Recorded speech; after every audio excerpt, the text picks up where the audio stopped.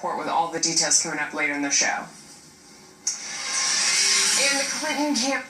It's okay. It does say Melissa on there, so I'm Kelly, and I'll take it. The Clinton campaign is on the defensive as the Trump campaign and Republicans step up their attacks over the completed FBI investigation of her email practices. This all comes after the agency released documents from the probe, including notes from their interview with Hillary Clinton in early July. Brian Yennis has more on what we're learning live in our New York City newsroom with more details. Brian? Hi, Kelly, and hi, Melissa. You know, the documents show Hillary Clinton said roughly 36 times in her 3-hour interview with the FBI that she could not recall key specific details or events in regards to her use of a private email server, including training on how to handle classified information.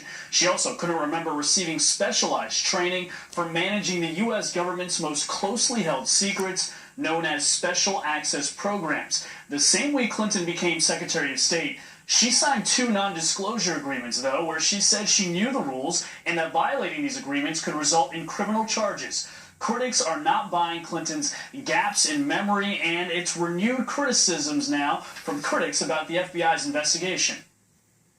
It looks like they obstructed justice here in ways that are innumerable, and yet the FBI, and Comey laid it out too, and that was the outrage about Comey's statements. He knew what went on, and he made the political decision in concert with Attorney General Lynch not to prosecute, based on politics, not on the rule of law.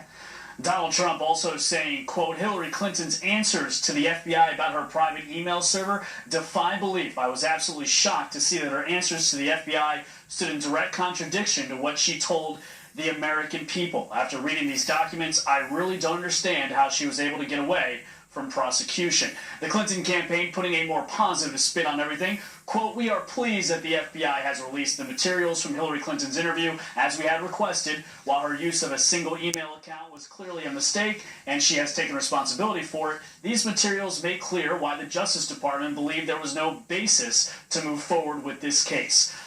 Another thing we learned, Clinton used 13 different mobile devices, but the FBI recovered none of them, partly because an aide to Bill Clinton used a hammer to smash some of those devices. Kelly? All right, Brian Yennis reporting from our New York City newsroom live. Thank you, Brian. No problem.